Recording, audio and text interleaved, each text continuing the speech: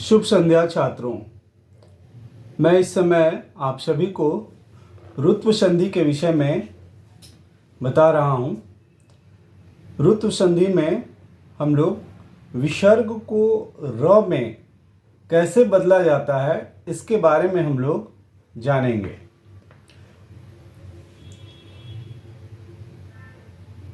इधर 1, 1, 2, 3, 4, 5 लिखा हुआ है और 1 के नीचे जो ये सारे वर्ण लिखे हुए हैं ये सारे प्रथम वर्ण हैं।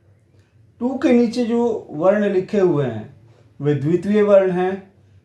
3 के नीचे जो वर्ण लिखे हुए हैं वो तृतीय वर्ण हैं।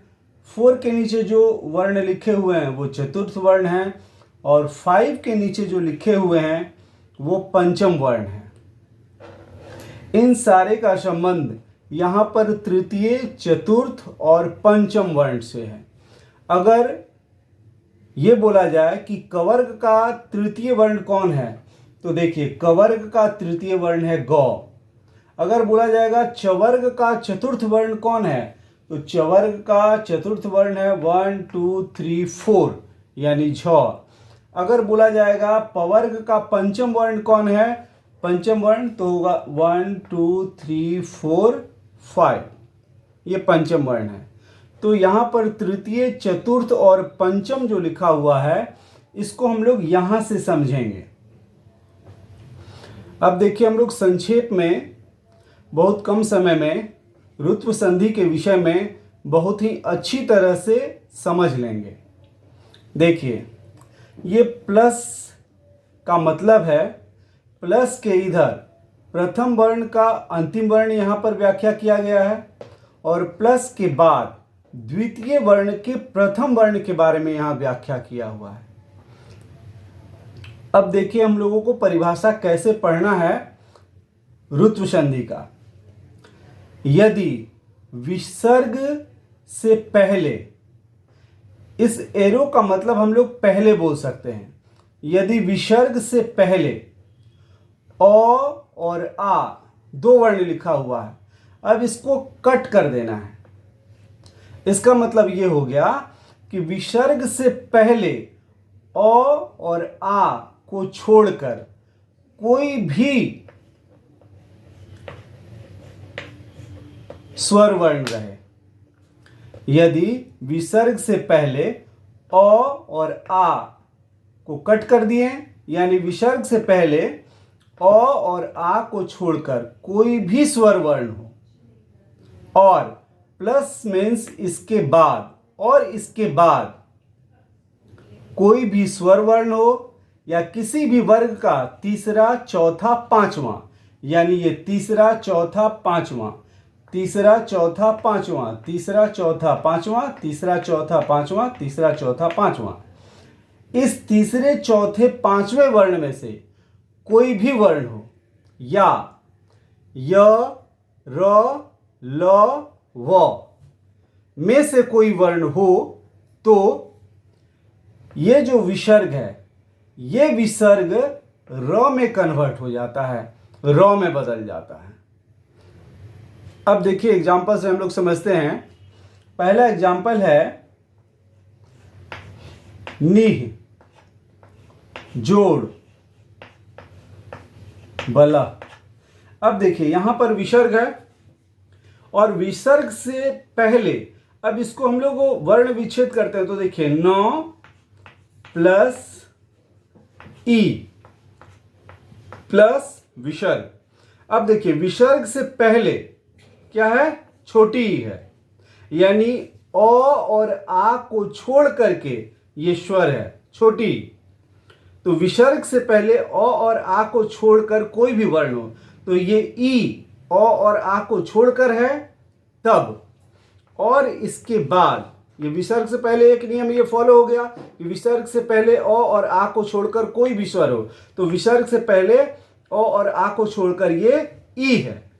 अब इसके बाद विसर्ग के बाद कोई भी स्वर वर्ण हो या किसी भी वर्ग का तीसरा, चौथा, पांचवा या यर, लव, ह हो तो ये विसर्ग र में बदल जाता है। तो यहां पर देखिए ब है ब यानी तीसरा वर्ण, तीसरा, पहला पहला दूसरा तीसरा वर्ण, तीसरा वर्ण क्या है यहाँ पे, ब। ये जो ब लिखा हुआ है ये ब क्या है, तीसरा वर्ण है। यानी इसमें से एक, यानी ये तीसरा वर्ण ब यहां आ गया विसर्ग के बाद, तब ये रूल फॉलो किया जाएगा। अब क्या हो जाएगा, अब यहां पर आ गया तीसरा वर्ण, तो विसर्ग से पहले अ और आ को छोड़कर यहां पर ई है, और विसर्ग के बाद क्या चला आया है, तीसरा वर्ण। अब क्या होगा, अब ये विसर्ग र में कन्वर्ट हो जाएगा, विसर्ग र में बदल जाएगा। और अब इसके बाद हम लोग इसको जोड़ेंगे कैसे। अब देखिए यहां पर नौ है और ई है। अब ई के बाद यहां पर क्या आ गया है, र, तो र में हलंत है, यानी ये व्यंजन वर्ण है, और इसके बाद है ब जो कि तीसरा वर्ण है। तो इस ब को यदि हम लोग तोड़ेंगे, वर्ण विच्छेद करेंगे, तो ये आएगा ब प्लस अ। तो ये भी र है, ये भी व्यंजन है, और ये भी व्यंजन है। तो व्यंजन के बाद फिर से व्यंजन आया है, तो ये र जो है ये पूर्ण र नहीं बन करके हाफ र ही रह जाएगा। तो आधे र के लिए हम लोग, हाफ र के लिए हम लोग क्या करते हैं, ऊपर में रेफ दे देते हैं। तो अब हम लोग नी और ई, न और ई, इसको हम लोग नी ऐसे जैसे है पहले उसी तरह लिख देंगे जैसे है यहाँ पहले नी। अब इस र के बदले विसर्ग का जो ये र हुआ है, अब इस र के बाद फिर से यहाँ व्यंजन वर्ण है, तब इसके साथ न लिख करके अब र आधा को हम लोग ब के ऊपर लिखेंगे। ऊपर लिखने का मतलब होता है इस र का कि ये हाफ है, और नीचे लिखने का मतलब होता है कि वो पूरा है। अगर र ऊपर लिखा हुआ है तो इसका मतलब आपको ये समझना है कि ये हाफ है, और र अगर नीचे लिखा हुआ है तो आपको ये समझना है कि वो पूर्ण है। तो ये हो गया नी आधा र ब, और इसके बाद लह है, तो ये हम जोड़ दिए लह, तो ये हमारा शब्द बन गया निर्बलः। दूसरा एग्जाम्पल हम लोग देखते हैं। दूसरे एग्जाम्पल में लिखा हुआ है, देखिए, सी शुह जोड़ हसती। अब देखिए यहां पर विसर्ग से पहले क्या है, विसर्ग से पहले शु है। अगर हम शु को तोड़ेंगे वर्ण विच्छेद तो क्या आएगा, श प्लस छोटी ऊ प्लस। अब देखिए विसर्ग से पहले क्या आ गया, ऊ, यानी अ और आ को छोड़कर कोई भी स्वर वर्ण हो, तो ये ऊ जो है अ और आ को छोड़कर है, तो एक नियम यहां पर पालन हो गया। अब दूसरा नियम र के लिए, दूसरा नियम विसर्ग के बाद है यहाँ ह है। तो हम लोग यहाँ पढ़े हैं कि विसर्ग के बाद, विसर्ग के पहले अ और आ को छोड़कर कोई भी स्वर हो, और विसर्ग के बाद इसमें से कोई भी वर्ण हो, तो देखिए ह यहाँ पर है, तो यहाँ पर ह है, तो इसका मतलब ये विसर्ग जो है ये कन्वर्ट हो जाएगा र में। अब देखिए फिर से यहाँ पर प्लस के बाद यहाँ ह लिखा हुआ है। अब अगर हम इस ह का वर्ण विच्छेद करते हैं तो ह ऐसे आता है, ह प्लस अ। अब ये भी व्यंजन है और ये भी व्यंजन है, तो ठीक इसी तरह अभी भी ये र पूरा नहीं लिखा जाएगा। र हाफ है तो र को हम लोग ह के ऊपर लिखेंगे, तो हमारा शब्द जो बनेगा ऐसे बनेगा, सी शु, ये तो पहले से है, और ये जो विसर्ग का र बन गया, अब चूंकि ये भी व्यंजन है तो हम लोग इसको ह के ऊपर लिखेंगे र, और हम लोग लिख देंगे ऐसे, शिशुर हसती। इसी तरह और सारे, और यहां पर मुनि रयम भी लिखा हुआ है, इसका भी वर्ण विच्छेद होगा, मुनि जोड़ अयम, तो विसर्ग का र हो जाएगा। अब देखिए यहां पर यहां पे एक एग्जाम्पल और आप लोगों को बता देते हैं। देखिए यहां लिखा हुआ है मुनि जोड़ अयम, अब देखिए यहाँ क्या है, विसर्ग। अब विसर्ग से पहले क्या है, इसको तोड़ेंगे तो 9 जोड़ ई जोड़ विसर्ग। अब विसर्ग से पहले यहाँ क्या है, विसर्ग से पहले यहाँ छोटी ई है।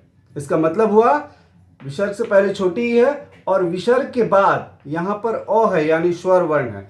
तो देखिए यहाँ पर लिखा हुआ है विसर्ग से पहले और आकर कोई स्वर वर्ण हो और विसर्ग के बाद कोई भी स्वर वर्ण हो तो यहाँ पर एक स्वर वर्ण आ गया।